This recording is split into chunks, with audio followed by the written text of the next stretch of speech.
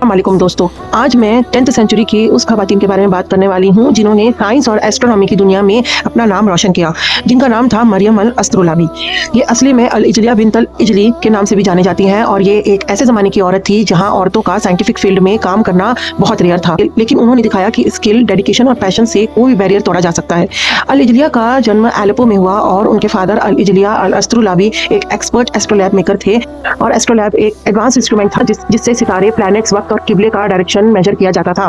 सोचिए, जीपीएस और modern clocks का मिडिवल वर्जन होता था ये। छोटी उम्र से ही अल इजलिया ने अपने फादर से एस्ट्रोनॉमी और मैथमेटिक्स सीखना शुरू कर दिया था और जल्द ही उनका टैलेंट एक्स्ट्रा ऑर्डिनरी लेवल तक पहुंच गया। मेटल वर्क, प्रिसाइज कैलकुलेशन और सेलेस्टियल ऑब्जर्वेशंस उनके डेली लाइफ का हिस्सा बन गए और धीरे धीरे उनकी स्किल्स ऐसी हो गई कि एलेपो के रूलर्स तक उनका नाम पहुंच गया। उनकी मास्टरी इतनी एडवांस थी कि सैफ अल दौला, रूलर ऑफ एलेपो जो थे, उन्होंने डायरेक्टली उन्हें अपनी कोर्ट में काम करने के लिए बुलाया और अल इजलिया न सिर्फ एस्ट्रोलैब बनाती थी बल्कि उन्हें इंप्रूव और इनोवेट भी करती थी। ये इंस्ट्रूमेंट्स नेविगेशन और एस्ट्रोनॉमी के साथ साथ इस्लामिक प्रैक्टिसेस में भी यूज होते थे, जैसे एक्यूरेट प्रेयर टाइम्स एंड किबला डायरेक्शंस, और उसके डिजाइन सिर्फ फंक्शनल नहीं बल्कि आर्टिस्टिक्स भी होते थे, एक perfect combination of beauty and precision. सोचो दोस्तों, एक औरत इस जमाने में टेक्निकल मास्टरी हासिल कर रही थी और रूलर्स तक उसका रेपुटेशन पहुंच रहा था।